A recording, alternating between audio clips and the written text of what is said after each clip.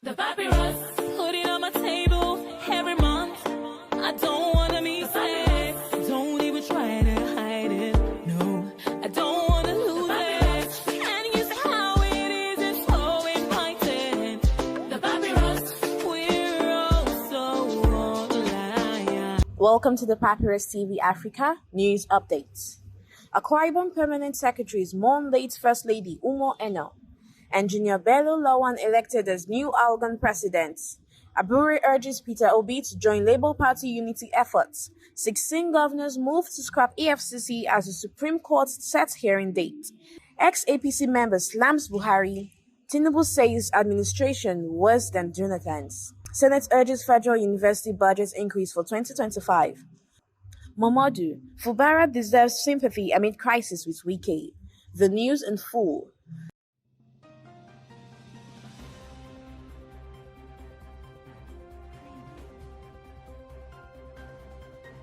The College of Permanent Secretaries in Akwa Ibom State has extended heartfelt condolences to Governor Mourn following the passing of his beloved wife, Her Excellency Pastor Mrs. Patience Mourn, casting a deep shadow over the state and leaving the people in mourning since the news of her death broke 2 weeks ago.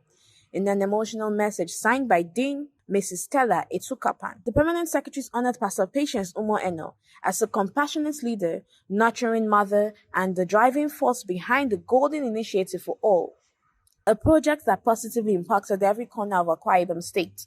Her benevolent spirit, commitment to uplifting lives, and unwavering dedication to service were emphasized, painting a picture of a woman who lived for the well-being of others. Her sudden and painful exit has cast a shadow over the hearts of the people of Akwa Ibom, leaving a sorrow that is deeply felt across our state.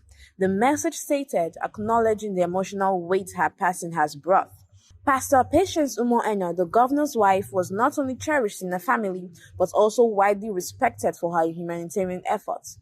Through her initiative, she focused on providing support for the less privileged and empowering marginalized communities. Her love for service, woven into the fabric of her legacy, continues to inspire those who worked closely with her.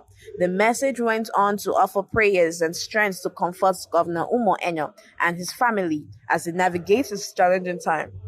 The Permanent Secretaries expressed unwavering loyalty and support for the grieving family, praying that the soul of Pastor Patience Mourn finds eternal rest in the arms of God.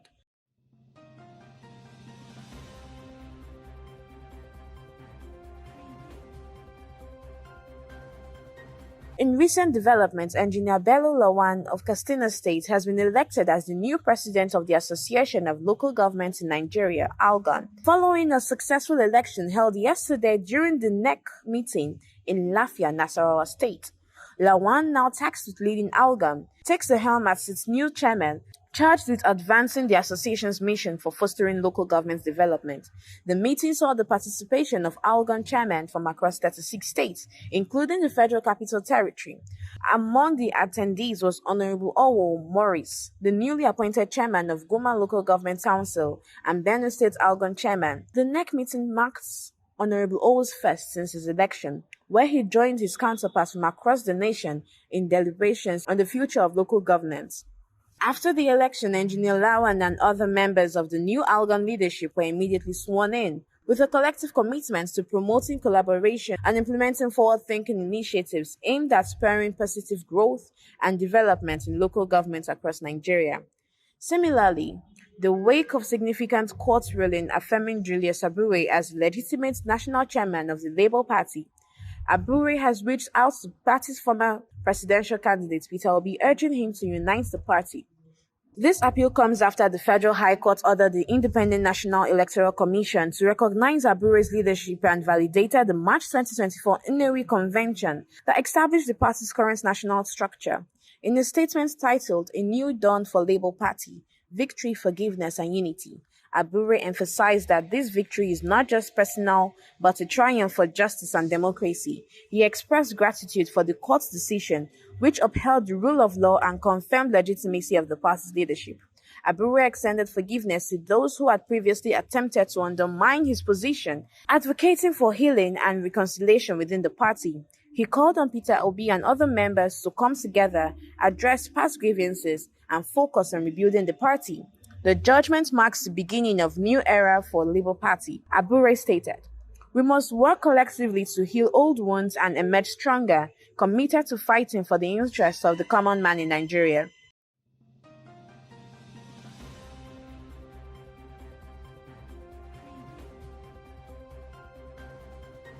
Moving on, in a significant legal challenge, at least 16 state governments have filed lawsuits contesting the constitutionality of the laws establishing the Economic and Financial Crimes Commission and two other agencies.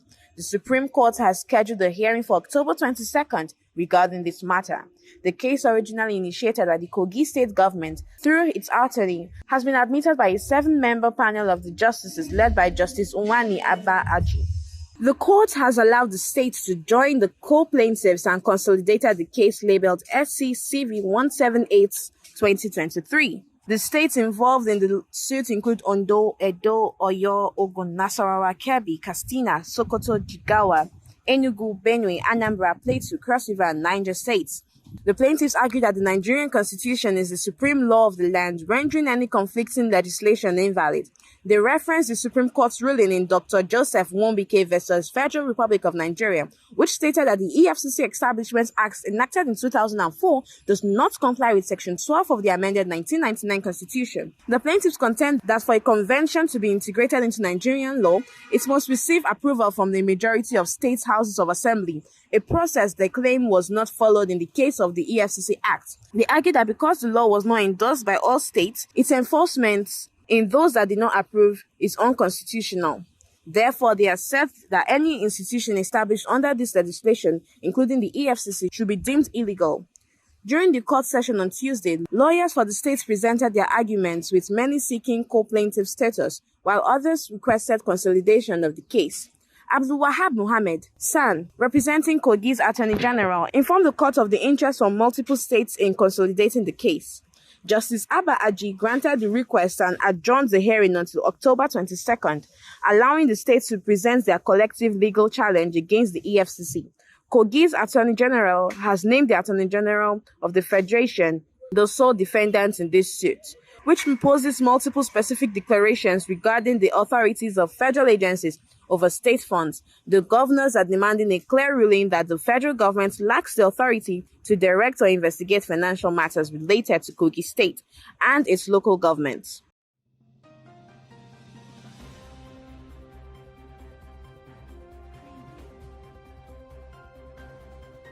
Meanwhile, in a scathing assessment of Nigeria's political landscape, Salihu Lukman, former national vice chairman of the All Progressive Congress for Northwest, has criticized the Bola Ahmed Tinubu and Muhammadu Buhari administrations, declaring them worse than the former president Goodluck Jonathan. His remarks, released in a statement titled "Recommended Outlook for the New Political Opposition," reflects deep disillusionment with the ruling party's performance since its outset, the PDP, in 2015.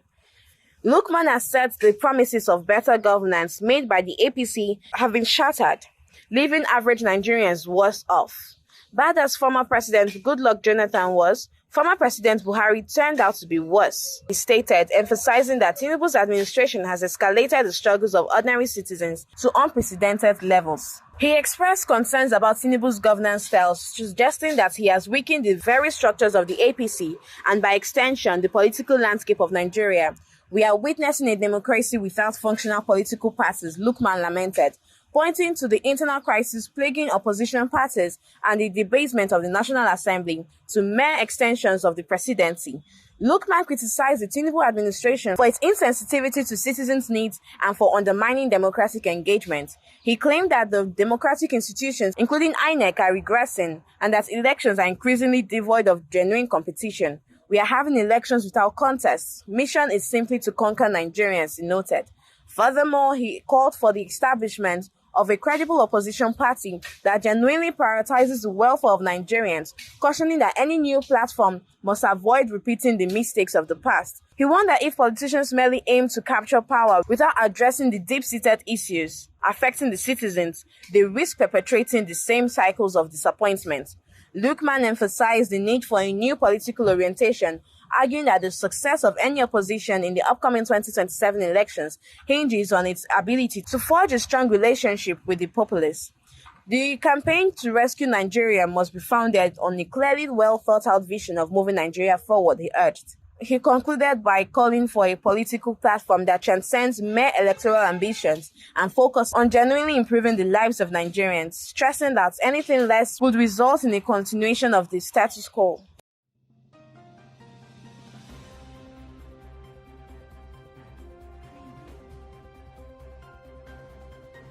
Furthermore, the Nigerian Senate has called on federal governments to significantly increase the budget allocation for federal universities in 2025 to address the growing challenges these institutions face. The lawmakers also resolved to empower a special committee to engage with the ministers of finance, education, and other relevant ministers to combat the rising brain drain affecting the country's academic sector. This decision followed by a motion by Senator Anthony Okori, who raised concerns over the mass exodus of highly educated professionals, particularly in academia, seeking better working conditions abroad. He highlighted that poor salaries and working conditions in Nigerian universities, unchanged for over 15 years, are fueling the brain drain and deepening the skills gap in the nation's workforce. The Senate stressed the urgency of reviewing lecturer salaries and improving the work environment to retain skilled professionals and ensure the quality of education in Nigeria remains competitive. Conclusively, the People's Democratic Party chieftain Dele Momodu has called on Nigerians to sympathize with Rivers State Governor Simi Fubara as he navigates the ongoing political crisis with former governor and current FCT minister Nyesom Wike. In a post shared on X, Momodu reflected on the consequences of power abuse, cautioning that tyranny often leads to disastrous outcomes. He pointed out the irony of Wike, who once criticized his predecessor, now clashing with Fubara, and emphasized that Fubara deserves understanding and support during this period. This has been the Papyrus TV Africa. The Papyrus.